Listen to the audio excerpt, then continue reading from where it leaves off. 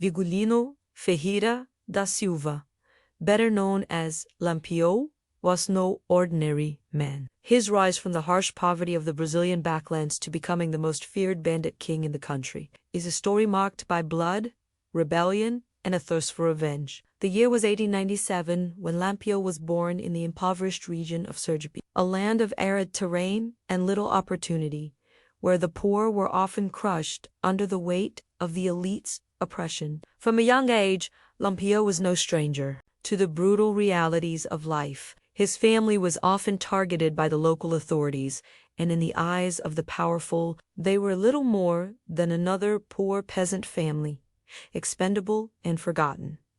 But Lampião was Zunti, the type to accept his fate. By the time he was a teenager, Lampião had already seen the world's cruelty up close. His family was devastated by the relentless violence of the local police and landowners, and tragedy struck when his father was murdered under mysterious circumstances. This event, the loss of a parent at the hands of those in power, sparked a fire in young Virgulino's heart that would soon become legendary.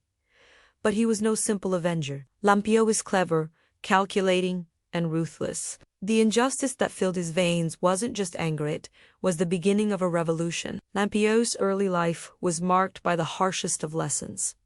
Trust no one, not even the government meant to protect you. Betrayal, deceit, and violence shaped his worldview. And by the time he reached adulthood, Lampião had made the decision to become more than just another victim in a broken system. He would rise to become its nightmare. At first, his tactics were simple small-scale robberies and ambushes against those who had wronged him or his people. However, it wasn't long before he became known across the Sertão for his unyielding spirit and his ability to outmaneuver any law enforcement that dared to pursue him. Lampião's reputation spread like wildfire. Was no longer just a common bandit. He was a figure of power, a leader with a growing band of followers who saw in him not just a bandit, but a symbol of resistance against the systemic oppression that had plagued the land for centuries. What made Lampião different from other bandits of the time was his strategy. He didn't just rely on brute force.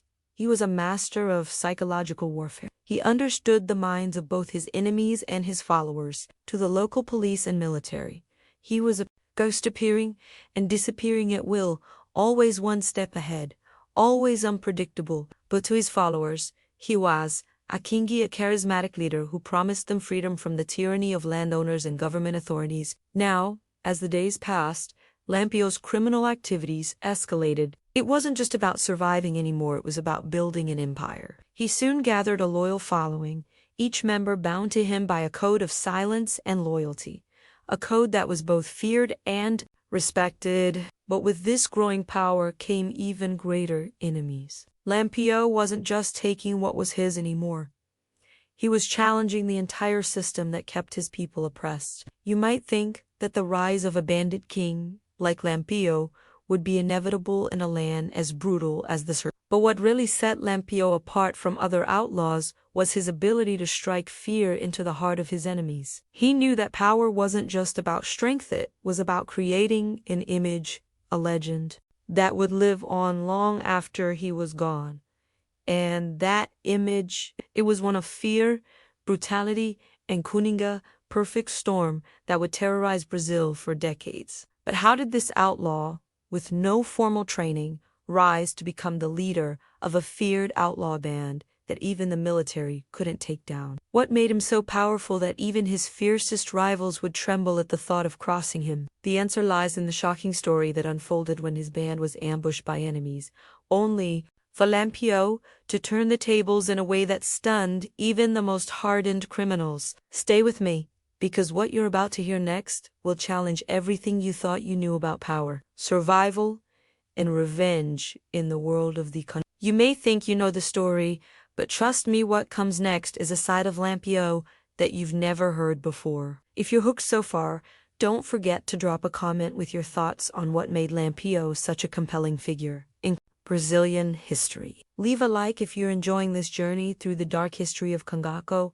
and make sure you're subscribed so you don't miss the rest of this gripping tale. Let's dive deeper into the Cangaço world and discover how Lampião's legend was truly born. To truly understand the rise of Lampião and his reign over the Brazilian back. You must first understand the world that birthed him, a world shaped by systemic violence, exploitation, and the unyielding oppression of the poor. The Sertão, a vast region of northeastern Brazil, was a land of dust, drought, and devastation, a place where the wealthy few ruled with an iron fist while the common folk barely survived. The people of the Sertão were no strangers to hardship, and yet what they faced was far worse than the natural challenges of their environment. They were subjugated by landowners who controlled everything: their work, their homes, even their freedom. For decades, the elite landowners, known as coronéis, ruled the Sertão with brutal authority. The coroné owned massive swaths of land and had the power to dictate the lives of the people who lived within them, with no proper law enforcement to protect the poor.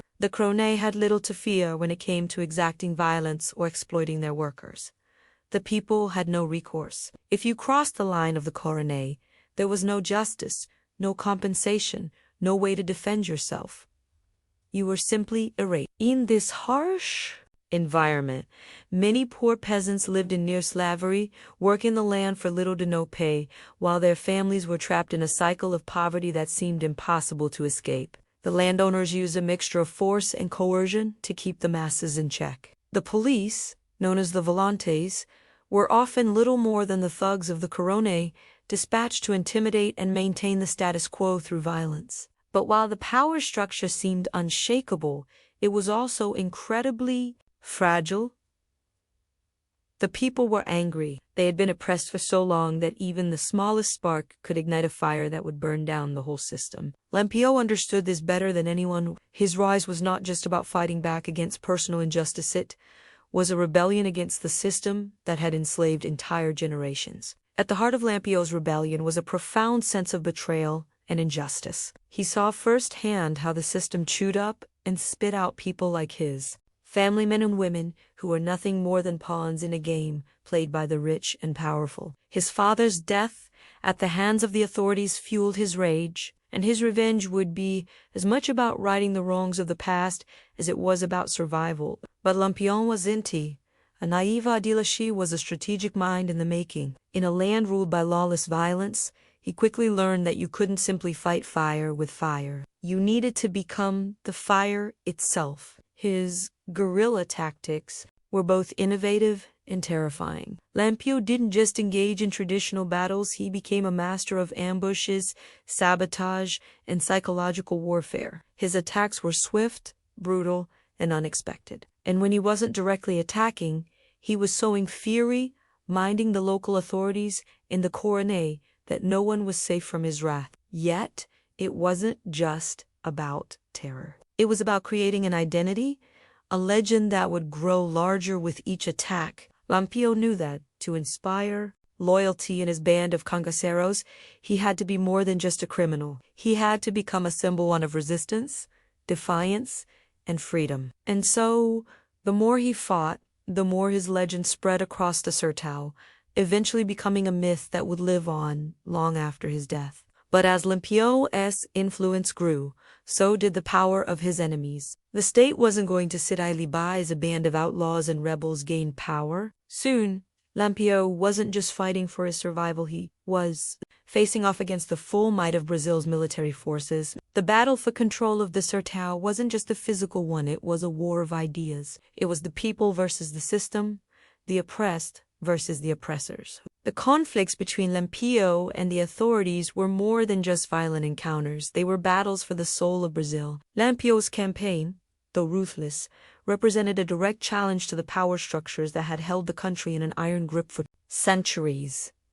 It wasn't just about taking land or gold, it was about taking back power and dignity from a system that had stripped the poor of both. And yet, the brutality of the time only fueled the violence. As Lampião's band grew in numbers and power, so did the extremities of his actions. The use of torture, cruel punishments, and even psychological warfare became a staple of his method. This wasn't a rebellion led by moral clarity. This was a war for survival in a world where the only law was violence. But what makes Lampião's story so compelling is not just the battles he fought, it's the unrelenting will to fight a system that had stripped people of their humanity. He wasn't just trying to survive, he was trying to destroy a structure that had made survival nearly impossible for so many. What does this tell us about the power of rebellion? What happens when a people have nothing left to lose but their lives? Lampião was more than just a bandit, he was a force of nature, an agent of chaos, a product of the broken world he inhabited, and his legacy, built on violence and myth, still echoes through the streets and hills of the Sertão. If you're still with me, let's dive deeper into how Lampião's rise unfolded and the strategic brilliance behind the fear he instilled in his enemies. What you're about to hear will show you just how far Lampião was willing to go to fight for what he believed was right. To understand the rise of Lampião and his reign over the Brazilian backlands, you must first understand the world that birthed him, a world shaped by systemic violence, exploitation, and the unyielding oppression of the poor. The Sertão, a vast region of northeastern Brazil, was a land of dust, drought, and devastation, a place where the wealthy few ruled with an iron fist while the common folk barely survived. The people of the Sertão were no strangers to hardship, and yet what they faced was far worse than the natural challenges of their environment. They were subjugated by landowners who controlled everything: their work, their homes, even their freedom. For decades, the elite landowners, known as Coronel, ruled the Sertão with brutal authority. The Coronel owned massive swathes of land and had the power to dictate the lives of the people who lived within them. With no proper law enforcement to protect the poor, the Coronel had little to fear when it came to exacting violence or exploiting their workers. The people had no recourse. If you crossed the line of the Coronel, there was no justice, no compensation, no way to defend yourself. You were simply erased. In this harsh environment, many poor peasants lived in near slavery, working the land for little to no pay, while their families were trapped in a cycle of poverty that seemed impossible to escape. The landowners used a mixture of force and coercion to keep the masses in check. The police, known as the volantes, were often little more than the thugs of the Coronel, dispatched to intimidate and maintain the status quo through violence. But while the power structure seemed unshakable, it was also incredibly fragile. The people were angry. They had been oppressed for so long that even the smallest spark could ignite a fire that would burn down the whole system. Lampião understood this better than anyone. His rise was not just about fighting back against personal injustice, it was a rebellion against the system that had enslaved entire generations. At the heart of Lampião's rebellion was a profound sense of betrayal and injustice. He saw firsthand how the system chewed up and spit out people like his family, men and women, who were nothing more than pawns in a game played by the rich and powerful. His father's death at the hands of the authorities fueled his rage, and his revenge would be as much about righting the wrongs of the past as it was about survival. But Lampião wasn't a naive idealist, he was a strategic mind in the making. Ruled by lawless violence, he quickly learned that you couldn't simply fight fire with fire. You needed to become the fire itself. His guerrilla tactics were both innovative and terrifying. Lampião didn't just engage in traditional battles, he became a master of ambushes, sabotage, and psychological warfare. His attacks were swift, brutal, and unexpected. And when he wasn't directly attacking, he was sowing fear, reminding the local authorities and the Coronel that no one was safe from his wrath. Yet, it wasn't just about terror, it was about creating an identity, a legend that would grow larger with each attack. Lampião knew that to inspire loyalty in his band of cangaceiros, he had to be more than just a criminal. He had to become a symbol, one of resistance, defiance, and freedom. And so, the more he fought, the more his legend spread across the Sertão, eventually becoming a myth that would live on long after his death. But as Lampião's influence grew, so did the power of his enemies.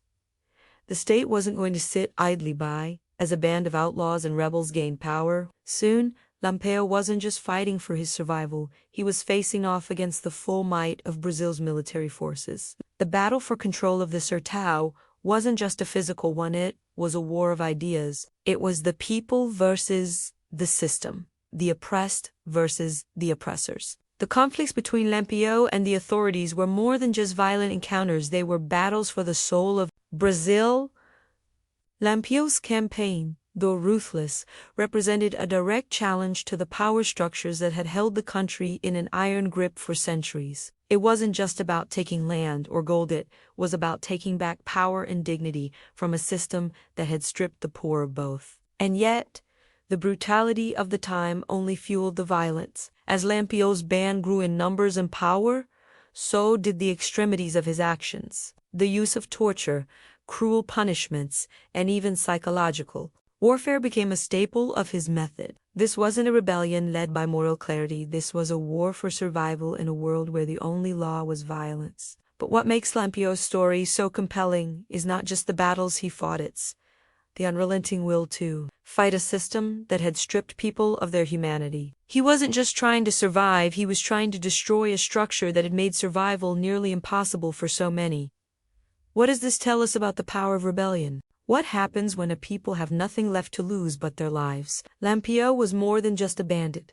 He was a force of nature, an agent of chaos, a product of the broken world he inhabited, and his legacy, built on violence and myth, still echoes through the streets and hills of the Sertão. Let's dive deeper into how Lampião's rise unfolded and the strategic brilliance behind the fear he instilled in his enemies. What you're about to hear will show you just how far Lampião was willing to go to fight for what he believed was right. Lampião's rise to power was not a smooth ascent. It was a journey that began with small-time skirmishes, a series of ambushes and thefts, but it was one key confrontation that truly marked his emergence as a figure that even his fiercest enemies had to reckon with. This was the moment when Lampião went from being a local outlaw to becoming the feared Bandit King of the Sertão, the moment when his tactics, ruthlessness, and brilliant strategic mind became impossible to ignore. The year was 1921. Lampião had already established himself as a skilled, dangerous outlaw, but he was still operating in the shadows of more well-known figures. His first major rival came in the form of a man named João Bezerra, a notorious local chief in the Sertão, who had his own band of followers and had claimed a territory Lampião had set his eyes on. Bezerra, a hardened criminal in his own right, was well-respected, feared, and considered by many to be a formidable adversary. His men were well-trained, and he ruled the land with the same iron-fisted authority that Lampião had come to despise in the Coronel. However, what João Bezerra didn't anticipate was the ingenuity and sheer will of Lampião. Unlike the other bandits who operated in the area, Lampião understood that brute force alone wasn't enough to take down an opponent with such a stronghold. He had already observed and learned from his smaller engagements that terror, surprise, and creating confusion were his greatest assets. So he began to plot. Lampião spent days, even weeks, studying Bezerra's movements, watching from a distance. He knew that Bezerra relied on predictable routes for both supply runs and his patrols, which meant that the time to strike was fast approaching. Lampião's men, a loyal group of followers, were anxious for battle, but Lampião insisted on patience. He wasn't interested in just taking the land, he wanted to send a message that would echo through the Sertão for years to come. The confrontation took place in the dense, unforgiving terrain of the back. Lampião's strategy was to attack Bezerra's camp at night under the cover of darkness and catch them off guard. He knew the land well and used its natural features to his advantage, guiding his men through rocky paths, ravines, and thick brush that Bezerra's men could never have anticipated. By the time Bezerra's men realized what was happening, it was too late. Lampião's attack was precise and devastating. He and his men ambushed Bezerra's camp, overwhelming the rival band with a series of swift, coordinated strikes. But what made this battle so significant wasn't just the victory, it was the psychological impact that followed. Lampião didn't just kill his enemies.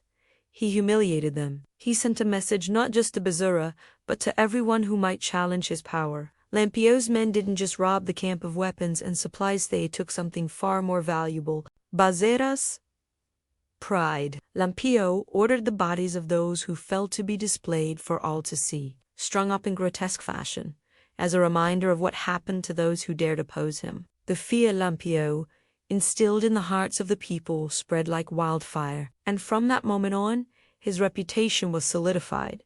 He wasn't just a bandit, he was a force of nature, a bandit king who ruled with both mind and machete. What makes this first confrontation so remarkable is how it shaped Lampião's approach to leadership. He didn't just fight to survive, he fought to instill fear, control, and loyalty. His success was not just due to his ability to win battles, but in his understanding of the psychological warfare that could break his enemies before the first shot was fired, and his use of terror of making his enemies feel utterly helpless was a tactic that would define his reign. But what happened to Bezerra and his men in the wake of this defeat wasn't just about Lampião's victory.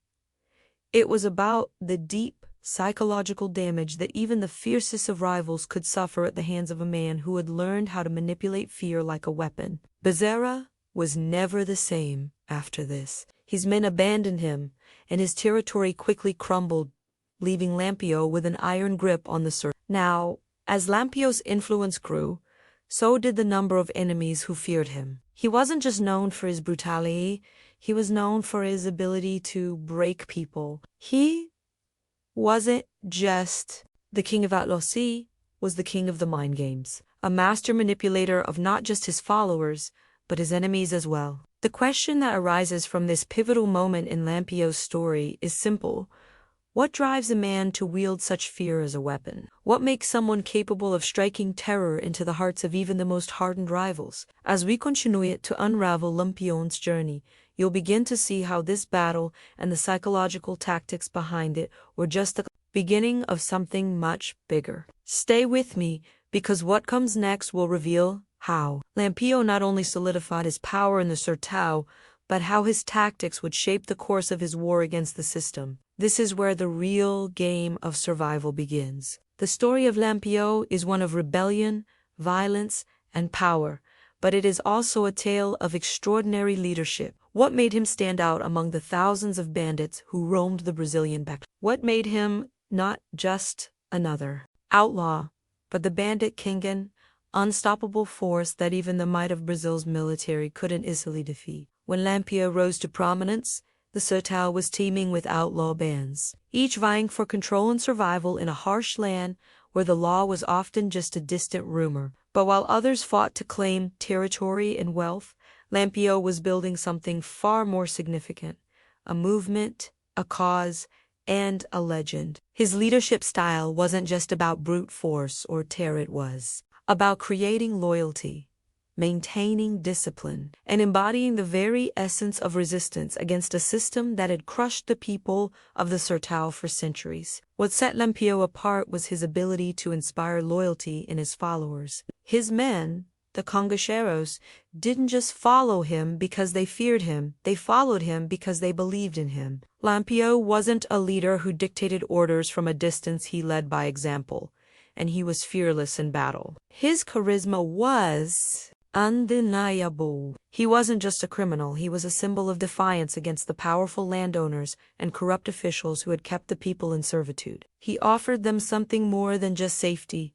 He offered them purpose. Lampião's leadership was built on the idea of loyalty and brotherhood. His band of cangaceiros, though a group of outlaws, operated with a strict code. They were bound not just by their allegiance to Lampião, but by a sense of duty to one another. The cangaceiros weren't simply followers, they were a brotherhood. Each man had a role, and each man was expected to uphold the values of the group. This sense of unity gave Lampião an edge over other bands of outlaws, who were often fragmented by infighting and betrayal. But Lampião's leadership wasn't solely defined by his ability to inspire loyalty. His strategic mind and military tactics were what made him a true leader. While many of his rivals relied on traditional methods of war for open confrontation, large-scale attacks, Lampião was a master of guerrilla tactics. He understood the terrain of the Sertão better than anyone. The vast, unforgiving desert, the hidden caves, and the steep hills were his allies. He didn't just use these elements of the landscape for defense, he used them to outsmart and outmaneuver his enemies. One of the hallmarks of Lampião's leadership was his ability to strike fear into the hearts of his enemies. But it wasn't just about brute force, it was about creating psychological terror. Lampião understood the power of reputation. He knew that the more he instilled fear in his adversaries, the less likely they were to challenge him. And it wasn't just fear from physical violence. It was the fear of the unknown, the fear of never knowing where he would strike next. His ability to keep his enemies guessing was one of his greatest strengths. He would attack swiftly, disappear into the desert, and then reappear days later in a completely different location. He never allowed the authorities to get comfortable, and that unpredictability made him a terrifying opponent. His enemies were never certain if they were safe if they went to sleep one night.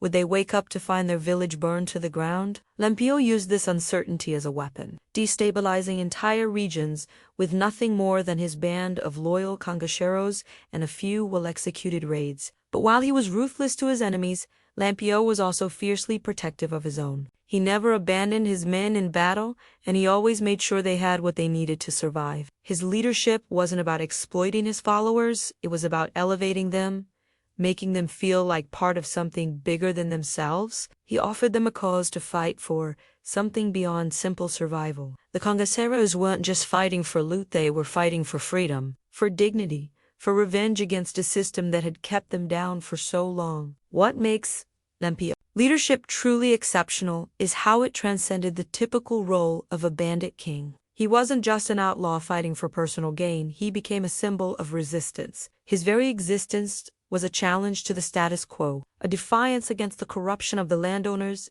and the brutality of the military forces. Lampião wasn't just leading a band of outlaws, he was leading a movement, a rebellion against the system that had for so long kept the poor and oppressed in chains. But even a great leader like Lampião couldn't escape the forces that sought to destroy him. His reign, built on fear, loyalty, and resistance, would eventually be challenged by a combination of betrayal, military might, and time itself. But the impact of his leadership would continue to echo throughout history, inspiring generations of outlaws, revolutionaries, and those who dreamed of a different world. As we dive deeper into the legendary figure of Lampião, we'll explore the violence, the battles, and the tactics that helped him cement his place in history. But more importantly, we'll examine the psychological warfare he waged, how he turned the Sertão into his personal battlefield and used not just weapons, but his mind to control an entire region. Stay with me as we uncover more about the true nature of Lampião's leadership, because what comes next will show you just how far he was willing to go to achieve his vision of power and rebellion. Lampião's rise to power was defined not just by his cunning and leadership, but by his ability to deliver shocking, brutal acts that would send ripples of fear through his enemies. What made Lampião stand out, even among the most ruthless outlaws, was his capacity to carry out calculated acts of terror, leaving behind not only dead bodies but a trail of psychological devastation. One raid in particular would solidify his reputation and send a chilling message to both his rivals and the authorities alike. The year was 1927, and Lampião's influence in the Sertão had grown exponentially. His reputation as the Bandit King was now well established. But it wasn't enough for him to simply be feared. He needed to make a statement that no one would ever dare challenge his authority again. This statement came in the form of one of the most brutal raids he would ever orchestrate. Lampião had set his sights on a small, yet strategically important town held by one of his fiercest rivals, an armed militia leader who had been terrorizing the locals and threatening to challenge Lampião's growing influence. Lampião knew that in order to maintain control, he couldn't just defeat this rival. He needed to humiliate him and make an example of the consequences of defying the Bandit King. The plan was as ruthless as it was precise. Lampião, with a force of his most loyal cangaceiros, surrounded the town under the cover of night. But this wasn't just a heiji, it was a psychological assault designed to break the spirit of anyone who might consider opposing him in the future. The violence that would unfold was a spectacle, one that even Lampião's closest followers couldn't help but be stunned by. The cangaceiros attacked with a savagery that only Lampião could command. They set fire to the homes of those who had collaborated with the rival militia, destroying everything in their path. But it wasn't just the physical destruction that made this raid so brutal, it was the psychological terror that accompanied it. Lampião understood that fear wasn't just about taking lives, it was about sending a message so powerful that it would reverberate through every town and village in the Sertão. As the raid unfolded, Lampião and his men captured dozens of his rivals' followers. But rather than executing them quickly or outright killing them, Lampião devised a far more horrifying fate. He decided to keep them alive not out of mercy, but as a tool of terror. Lampião ordered his men to publicly humiliate his captives. They were stripped, tied to posts, and left for hours in the blistering sun, their bodies exposed to the elements. A grim reminder to anyone watching of what happened to those who dared challenge him. But it wasn't just the physical torment that made this raid so shocking. Lampião, with his twisted sense of power, took the psychological warfare a step further. He made sure that the surviving families of his captives watched as their loved ones were brutally punished. It was a display of dominance that made it clear to anyone in the area that defying Lampião wasn't just a matter of survival. It was a matter of absolute annihilation. The message was simple.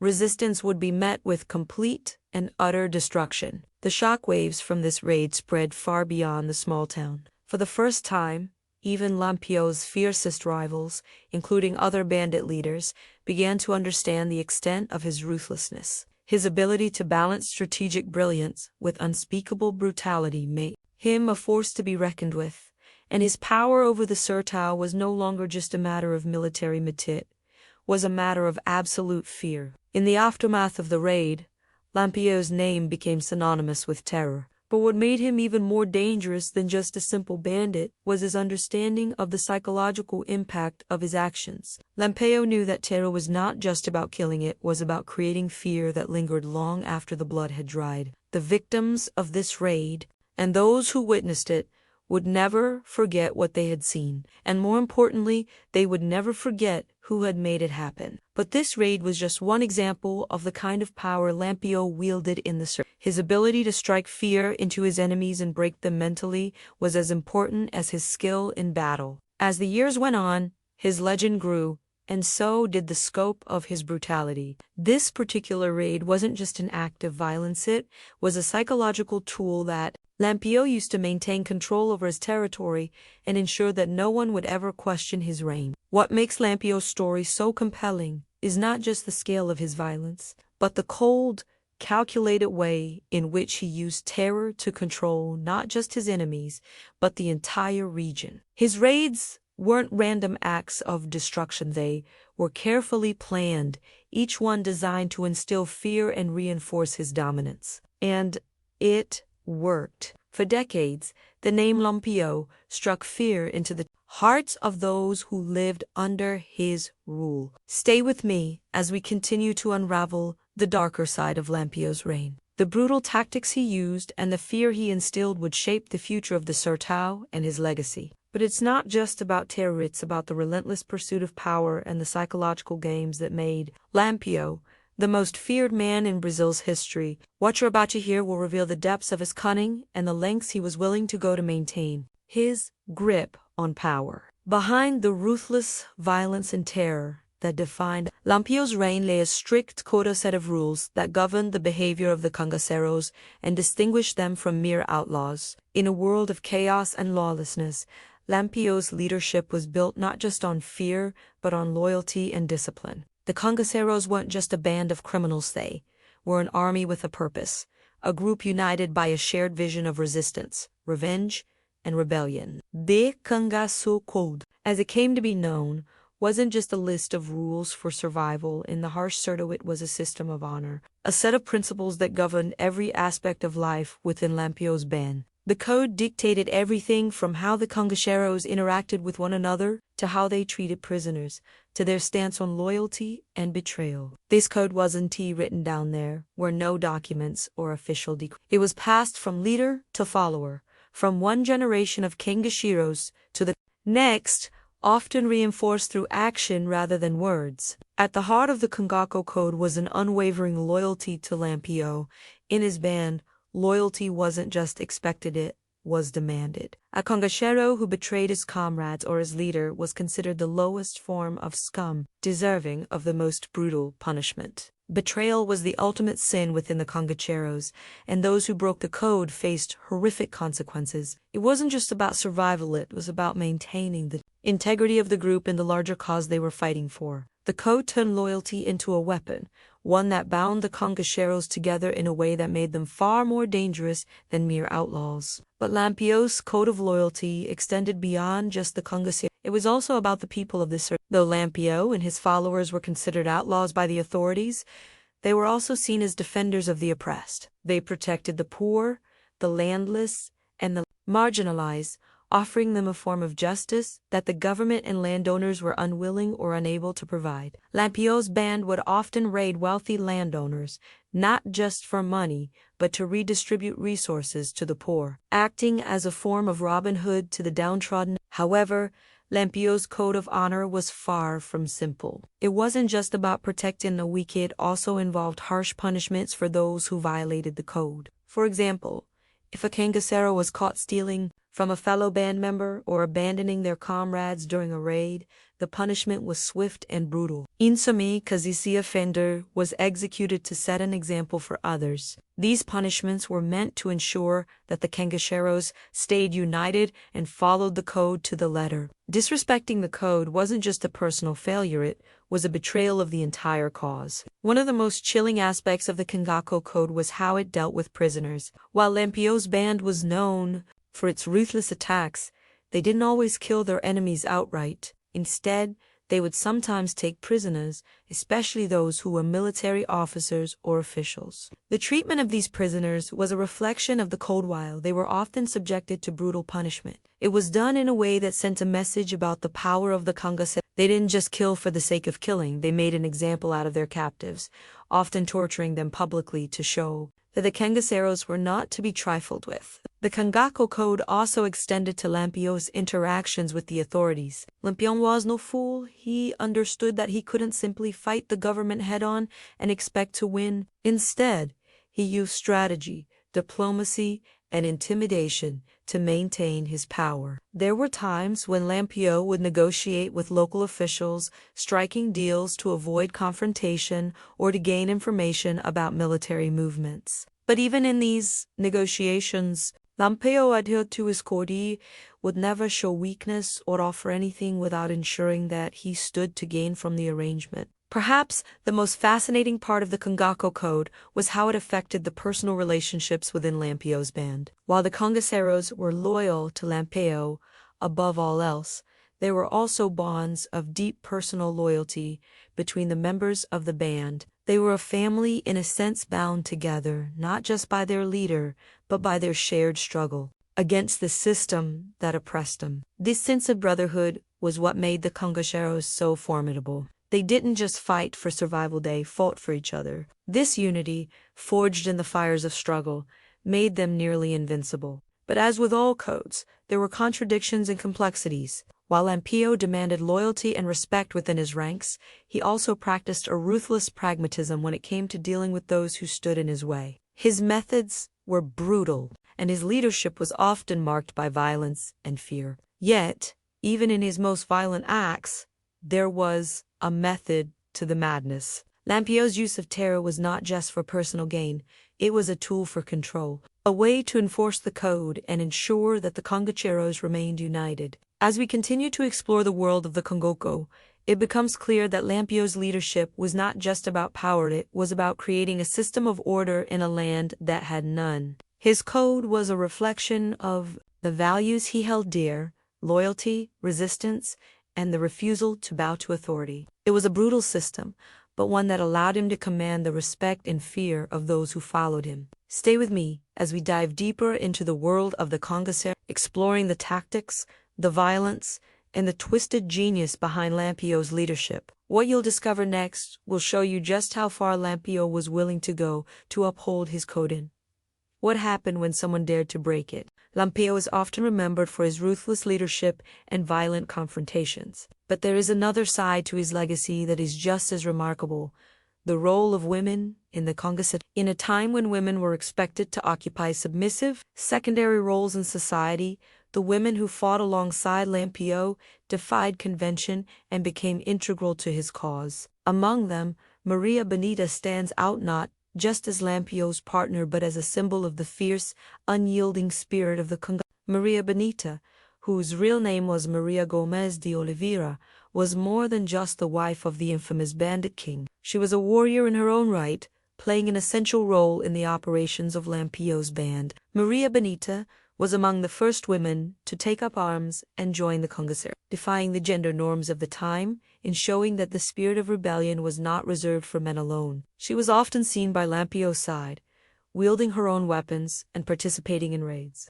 just as fiercely as the male cangaceiros. What makes Maria Bonita's story even more remarkable is the way she became an iconic figure in the Cangaço movement. She wasn't just a passive observer or a symbol of Lampião's dominance. She was an active participant. Her bravery, combined with her loyalty to Lampião and his cause, made her not only one of the most feared women of the Sertão, but also one of the most admired. Despite the dangers and the hardships that came with being part of the cangaceiros, Maria Bonita never hesitated to fight, to endure, and to stand by her partner through thick and thin. But Maria Bonita was far from the only woman involved in the cangaceiros. Over time, many other women joined Lampião's band, each one with her own unique story and reason for taking up arms. Some were wives, others were daughters, and some were even women seeking to escape the oppressive social structures of the time. In a world where the opportunities for women were severely limited,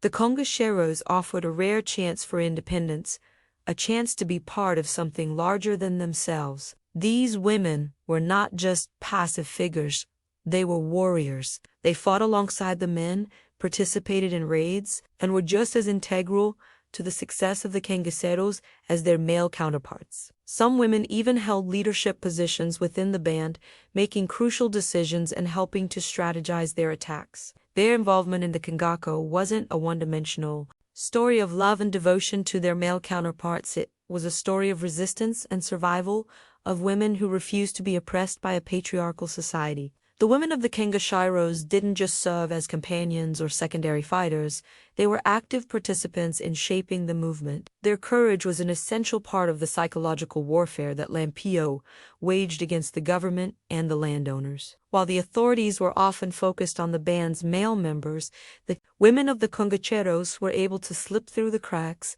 playing a critical role in the raids and ambushes that defined the Cangaço. Maria Bonita's relationship with Lampião is often romanticized, but it was also a partnership built on mutual respect and shared goals. Together, they represented a form of rebellion that transcended traditional gender roles. Maria Bonita wasn't just fighting for survival, she was fighting for a cause, for justice, and for her own place in a world that had long denied women agency. What makes the role of women in the cangaceiros so fascinating is that it highlights the complexity of the Cangaço movement. While many people focus solely on the violence and brutality of the male bandits, the women of the cangaceiros remind us that the movement was about more than just fighting the authorities. It was about creating a new identity, one that challenged the existing social order. But Maria Bonita's story, like many of the cangaceiros, is ultimately one of tragedy. In 1938,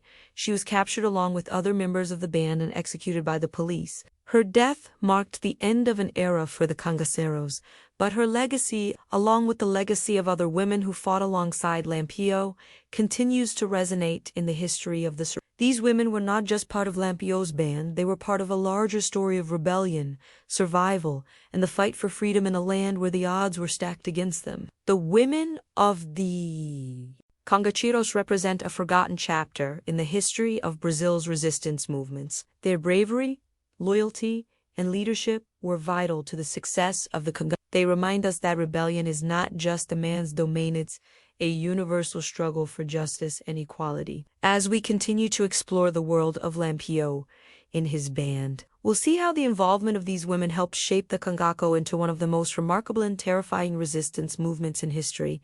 But Maria Bonita's story and the stories of other women in the Cangaço raise an important question.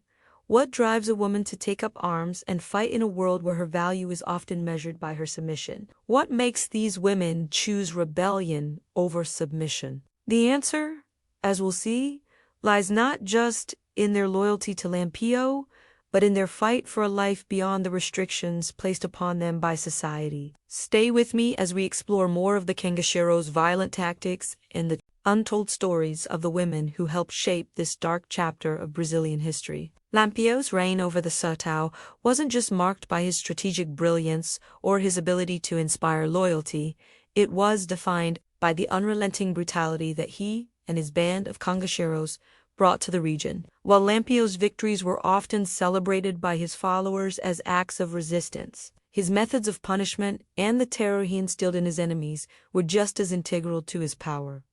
Was not only a bandit king, but a master of fear-using, torture, death, and psychological warfare as weapons in his fight to maintain control. What made Lampião's punishments so terrifying wasn't just the act of violence itself, it was the way he used those punishments to send a message. In the world of the cangaceiros, betrayal was the ultimate sin. Loyalty was the glue that held the band together, and any disloyalty, whether it was from his men or the people of the Sertão, would be met with ruthless retaliation. Lampião knew that in a world without formal justice, fear was the most effective tool for maintaining order. One of the most well-known methods of punishment used by Lampião was public execution. Unlike the impersonal killings carried out by the authorities, Lampião's executions were often brutal spectacles meant to instill fear and showcase his dominance. He would not simply kill those who crossed him, he would make them an example for others to see. These executions were not only acts of violence, they were carefully orchestrated events meant to leave a lasting impact on anyone who witnessed them. But death wasn't always the punishment of choice. Lampião also used torture as a means of control, breaking his enemies mentally and physically before delivering the final blow. One of his most infamous tactics was to capture his enemies alive and subject them to horrifying acts of torment. Whether it was cutting off body parts, burning victims with hot irons, or other forms of physical pain, Lampião was known to make his prisoners suffer 4 days before ending their lives. These brutal acts weren't just about punishing the individual, they were about sending a clear message to everyone in the region. Betrayal would not be tolerated, and defying Lampião meant facing unimaginable consequences. What makes these acts of punishment even more chilling is how they were often performed in front of large crowds. Lampião's ability to control the fear of his enemies was unrivaled. He understood that violence, when done in public, could demoralize an entire community. By making his victims' suffering a public spectacle, he ensured that no one in the region would dare stand against him. This was not simply about eliminating rivals, it was about establishing a reign of terror that would keep the population submissive and afraid to speak out. In many ways, Lampião's use of punishment was a form of psychological warfare. He wasn't just breaking Badizzi, was breaking spirit. The cangaceiros used fear as a tool to manipulate the entire Sertão, and Lampião was its master. The sight of a captured enemy being tortured, or a town watching its people being executed, had a lasting impact that spread far beyond the immediate violence. People didn't just fear Lampião, feared the very idea of standing against him. He created an atmosphere where resistance wasn't just dangerous, it was unthinkable. But this cycle of violence also had its consequences. While Lampião's reputation grew and his power solidified, the same brutality that made him feared also made him hated. His enemies were not just people to be conquered. They were symbols of everything that was wrong with the system. And Lampião's violence, though effective, was also his greatest weakness. His tactics may have kept him in power, but they also set him on a collision course with the forces that would eventually bring about his downfall. What's truly fascinating about Lampião's reign of terror is how it forced the local population to choose sides.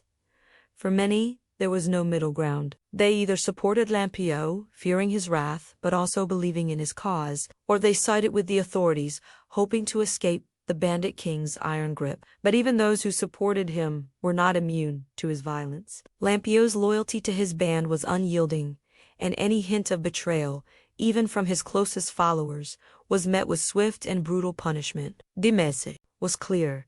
In Lampião's world, loyalty was the only currency that mattered. As we continue to explore Lampião's reign, we'll see how his brutal methods not only affected those who directly crossed him, but how they shaped the entire Sertão's landscape. His use of torture and public execution wasn't just a tactic for survival, it was a way of controlling the narrative of his story. Lampião wasn't just a bandit king, he was a master manipulator of fear, a man who used violence not only to dominate, but to create a legacy that would live on long after his death. Stay with me as we delve deeper into how Lampião's fearsome reputation and brutal methods helped to shape the Cangaço into a legend that would haunt Brazil for decades. What comes next will reveal even more about the man behind the myth and the true cost of his reign of terror. Lampião's reign of terror over the Sertão, fueled by his strategic brilliance and brutal tactics, couldn't last forever. As much as he instilled fear in the hearts of his enemies, the forces against him were always growing.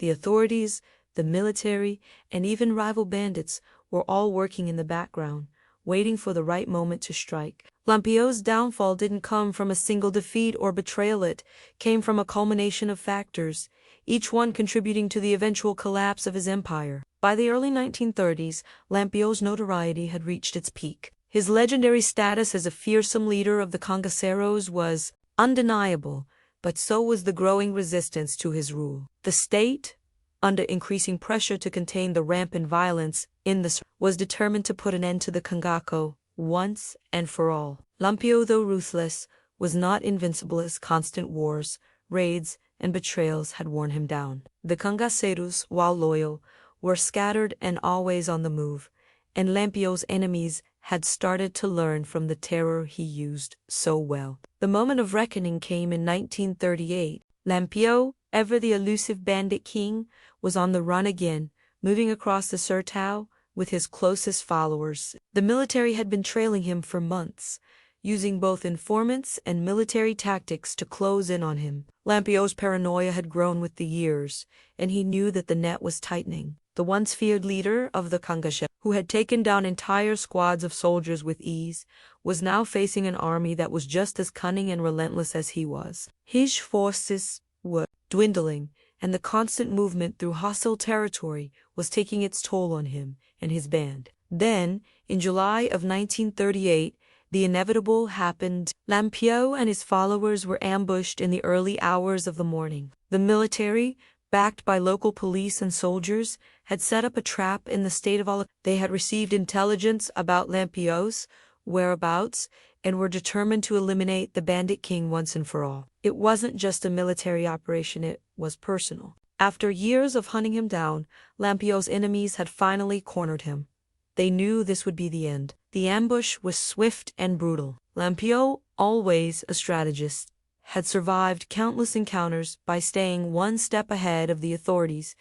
But this chimney, the trap, was set perfectly. The band of cangaceiros was caught off guard, surrounded on all sides. There was no way out. The forces against him were too strong, too well prepared, and the landscape offered little in the way of escape.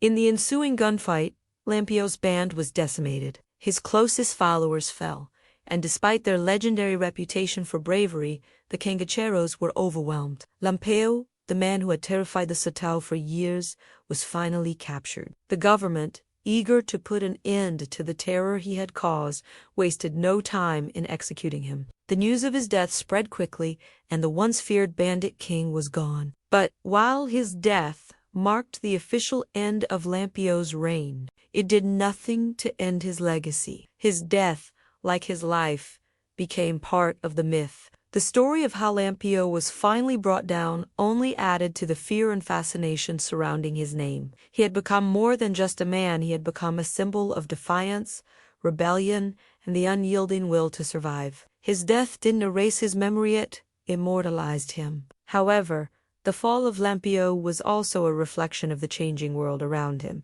The Sertão was evolving, and with it, the forces that opposed him. While Lampião had once been able to outsmart and outfight his enemies, the increasing presence of the military, modern tactics, and the support of local populations shifted the balance of power. The military had learned from their previous failures and had adapted their strategies using better coordination, intelligence, and firepower. The reign of terror Lampião had created couldn't last forever in a world that was changing and modernizing. Lampião's death marked the end of an era for the cangaceiros, but it also highlighted the vulnerability of any power built on fear and violence alone. His fall was a reminder that, despite all the ruthlessness, all the cunning, and all the terror, even the mightiest can be brought down when the system they once dominated begins to shift beneath them. Lampião's reign was a brief but powerful chapter in Brazilian history, and while his enemies succeeded in taking him down,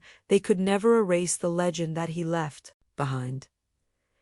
As we continue to unravel the life of Lampião, we'll explore how his legacy has lived on in the collective memory of the Sertão, and how his influence still reverberates through Brazilian culture to this day. His death may have marked the end of his rule, but it also cemented his place in history as one of the most powerful and feared figures the country has ever known. Stay with me as we dive deeper into how Lampião's legacy endures and how his story continues to shape the way we understand resistance, power, and the cost of living outside the law. Lampião's story, defined by violence, rebellion, and resilience, is far from a simple tale of a bandit king. His life, filled with terror and myth, has evolved into a lasting legacy that continues to captivate and horrify even today. While the Bandit King was brought down in 1938, his death did not mark the end of his influence. Rather, it was the final chapter in a saga that would become part of Brazil's cultural and historical fabric. The name Lampião still resonates,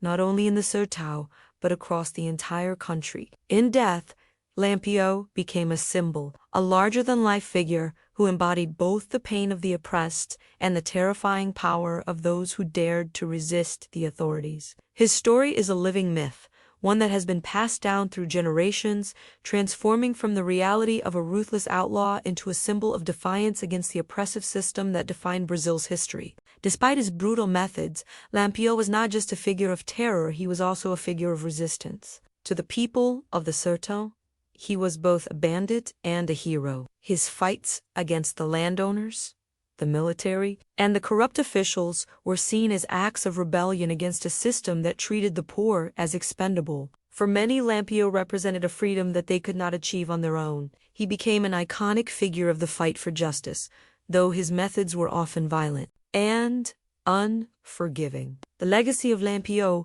is also deeply intertwined with the myth of the Cangaço. While the cangaceiros were outlaws in the eyes of the government, they were, to the people of the Sertão, warriors fighting for survival. Lampião, as their leader, became the embodiment of their struggle. He was more than just a man, he was the living representation of resistance. Even after his death, his influence continued to shape the way people in the Sertão viewed themselves and their fight against the injustices they faced. The legend of Lampião has been immortalized in songs, films, and literature. His story has been retold countless times, each telling adding layers to the myth and building on the foundation he left behind. He has become a character in Brazilian folklore, a figure that transcends the brutal realities of his life and death. This mythologization has ensured that his name will never be forgotten, that his story will continue to be shared long after the last of the cangaceiros have passed into history. However, the impact of Lampião's legacy is not only felt in cultural memory, it also continues to influence Brazil's political and social landscape. His story has been invoked by various movements, particularly those advocating for social justice, as a symbol of resistance to oppressive power structures. Lampião's name still inspires people who feel marginalized, oppressed, and disenfranchised, and his actions serve as a reminder of the lengths to which people will go when pushed to the edge. But what does the legacy of a man like Lampião mean in the context of modern Brazil? In many ways, it serves as a mirror to the social and political issues that continue to plague the country. Lampião's fight against corrupt authorities, his challenge to the power of the elite, and his representation of the disenfranchised still resonate with those who find themselves on the margins of society. The violence and terror that marked his life are often remembered with a sense of awe and fear,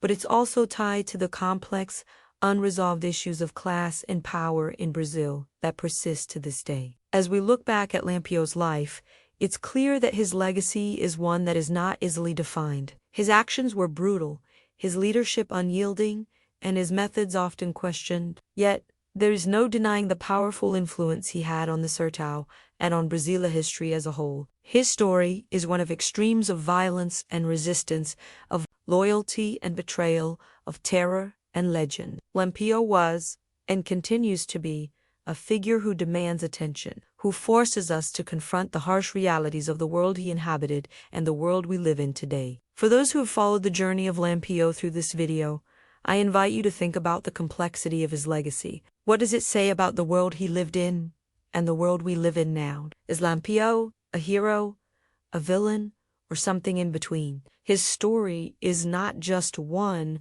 of history, it's a story of power, fear, and the human spirit. And even today, that story continues to shape how we understand resistance, rebellion, and the cost of living outside the law. If you've made it this far, let me know your thoughts on Lampião's legacy. What do you think his story tells us about justice, resistance, and the power structures we live under today? Leave a comment, let me know what you think, and don't forget to like the video if you found this journey into the dark world of Lampião and the cangaceiros as fascinating as I did. And if you're not yet subscribed, make sure to do so. There's more incredible history and untold stories coming your way. Also, check out the next video here as we continue diving into the complex, brutal history of Brazil's fight for freedom. See you there.